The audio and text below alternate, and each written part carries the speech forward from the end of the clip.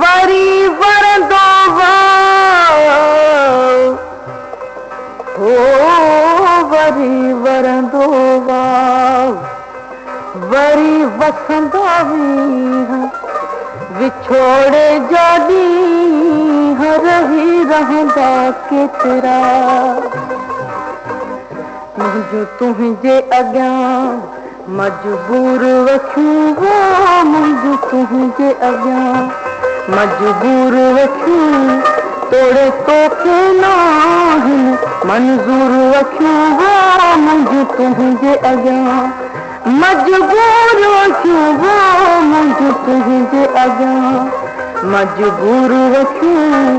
तोड़े तोखे नाहिन मंजूर वठूं वो मुझो तुझे अॻियां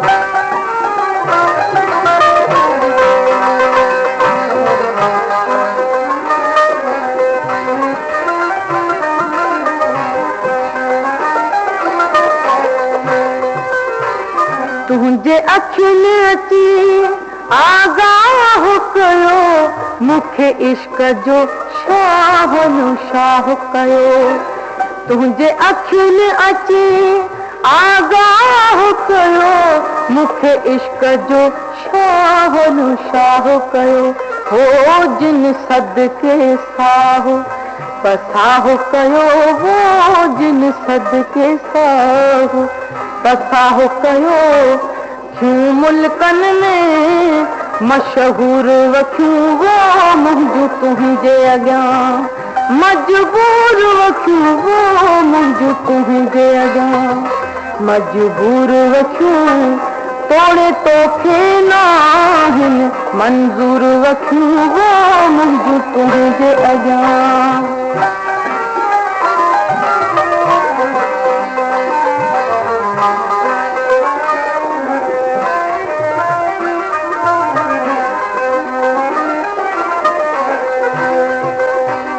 तोखे कुहणु मिठो मूंखे कुसणु मिठो मूंखे परचणु तोखे रुसणु मिठो तोखे कुहणु मिठो मूंखे कुसणु मिठो मूंखे परचणु तोखे रुसणु मिठो हो तोखे लिकणु मिठो मूंखे ॾिसणु मिठो वो तोखे लिकणु मिठो मूंखे ॾिसणु मिठो दस कंहिंजो आहिनि मगरूर वठूं वो मुझो तुझे अॻियां मजबूर वठूं वो मुझो तुझे अॻियां मजबूर वठूं तोड़े तोखे नाहिन मंजूर वठूं वो मुझो तुझे अॻियां छिनी छोरी करे ॾिसी है कहिड़ी ॼणी वञी वेठे जिते हेॾी हा महणी छिनी छोरी करे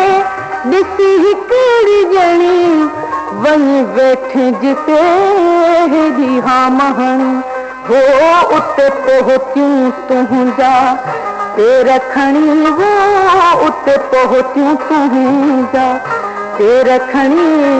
मुझो बेवस ऐं बेनूर वठूं वो मुझो तुझे अॻियां मजबूर वठूं वो मुझो तुझे अॻियां